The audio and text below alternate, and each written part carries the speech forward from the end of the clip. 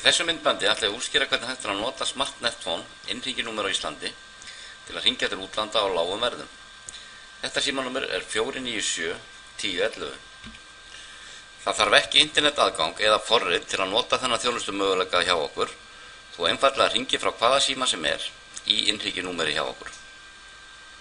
Þegar þú kaupir hjá Smart Netphone í fyrsta skipti, þá farið upplýsingar reikningsnúmerið og lykilorðið þitt og einnig skráu við símanúmerið sem að þú gefur upp í kerfinu hjá okkur. Eftir að símanúmerið þitt er skráð, þá getur þú hringt frá því í 497 1011 og myndu að heyra innegg þína og getur þá stimplað inn símanúmer sem að þú vilt hringja í. Til dæmis til að hringja í símanúmer í Danmörku, myndu þú stimplað inn 45 sem er landsnúmer í Danmörku pluss símanúmer.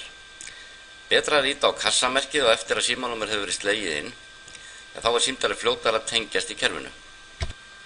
Þú getur auðveldlega skráð mörg símanúmer á Smart Netphone reikningin þinn, til dæmis heimasíma, vinnusíma, farsíma og svo framvegis.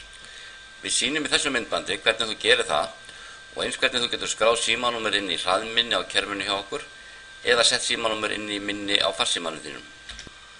Ég er hérna komin inn á vefsíðu smartnetphone.is og ætla að skrá mig inn með nýjum og ónotuðum reikningi.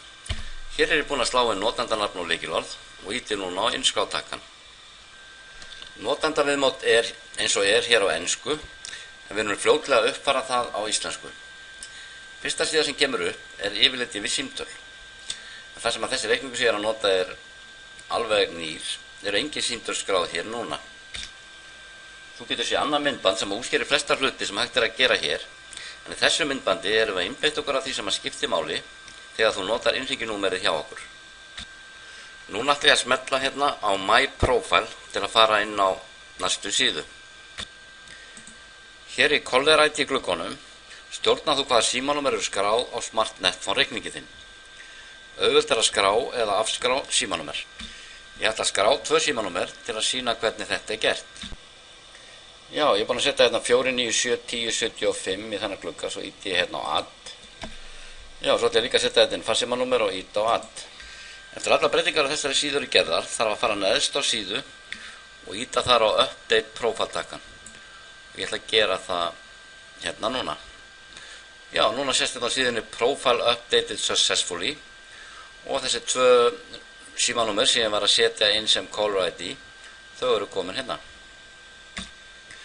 Núna það sem ég er búinn að skrá þessi 2 símanúmer á reikningin, þá þegar að hringt er frá þessum símanúmerum í 497 1011, innringinúmer hjá Smart Netphone, þá heyrir staðan á þessum reikningi og þá er hægt að hringja með kerfinu. Það er líka hægt að hringja með kerfinu jafnvel þó að símanúmer sé ekki skráð, en þá ef þú hringir innringinúmerið, þá þarf að setja inn reikningsnúmer og password og það er náttúrulega mun óþægilega að tekur tíma. Áður en sýni hvernig hægt er að setja símanúmer í símaskrá í kerfinu, þá ætla ég að afskrá annað símanúmerið til að sýna hvernig það er gert. Ég ver einfaldlega það símanúmer sem ég vil afskrá og íti síðan á Remove takkan. Svo þarf ég að fara neðst á síðu og smetla hérna á Update Profile til að vista breytingarnar. Já, núna sést að það er bara 1 símanúmer, 822 1057, skráða þennan Smart Netphone reikning. Þú getur til dæmis leyft vini þínum að prófa kerfið og skráð hans símanúmer og afskrá svo aftur eftir að hann er búinn að prófa. Auðvelt er að sjá í yfirliti á símtölum kostnað við hver símtal og frá hvaða síma hringt var. Eins getur fyrirtæki verið með mörg símanúmer skráða sama reikning og til dæmis afskráð símanúmer þegar að starfsmaður hætti. Já, nú ætla ég að fara þetta neðst á þessa síðu hérna og íta svo að Advanced takkan. Hérna er hægt að setja alltaf 10 símanúmer inn í minni á kerfinu. Athuga að þetta minni virkar aðeins þegar hringt er í innringinúmeri hjá okkur, en ekki með forritunum. Enda er engin þörf að nota þetta þegar þú nota forrit frá okkur, því að þau hafa öll innbyggða tengiliðaskrá. Já, nú ætla ég að útskýra hvernig þetta virkar hérna og setja 1 símanúmer í minni 1. Þetta er símanúmer í Bretlandi, þar sem að landsnúmer er 44. En það þarf alltaf að setja landsnúmer á undan símanúmeri þegar hringt er með okkar kerfi. Þegar ég er búinn að setja inn símanúmer á nafn, þá íti ég á Update Profile takkan til að vista breytingar í kerfinu. Já, ég ætla núna að skrá mig hérna út og svo ætti ég að loka hérna vafranum hjá mér. Já, þetta komið með iPhone-ið minn á skjáinn og núna hérna ef ég hringi innringinúmerið 4971011 þá myndi ég heyra stöðvareikningi hjá mér og nú geti ég ítt beint á 1 og kassi og þá myndi hringja í þetta númer í Englandi sem ég setti inn í minni áðan. Að lokum ætla ég að sýna góða leið hvernig þú getur sett símanúmer í minni í farsímum ef að þú notar innringinúmerið hjá okkur. Já, hérna með á skjánum hérna ég er að setja inn í tengilegarskrána á iPhone-inu mínum. Það er búin að setja inn hérna Atli Canada og símanúmer hérna og nú ætla ég að setja líka inn hérna. Já, ég ætla að byrja að setja inn hérna Smart Netphone innringinúmerið 4971011. Svo fer ég hérna í vinstra hornið og þar velj ég pause og þá kemur komma á skjáinn og síðan setja ég inn númerið í Kanada. Já, svo þegar ég er búin að stimpla inn þetta símanúmerið þá fer ég aftur hérna í vinstra hornið og finn kassamerkið og svo íti ég hérna á done. Já, nú er símanúmerið komið inn á 2 máta og með það getur ég setti kassamerkið hérna eftir. Það er ekki nauðsynlegt en það flýtir fyrir tengingu símtals þegar að vera að nota innringinúmerið. Í rauninni segi kassamerkið í kerfinu, það er búið að stimpla númerið, hringdu núna. Já, nú ætla ég að útskýra af hverju ég setti númerið inn á 2 mismunandi máta.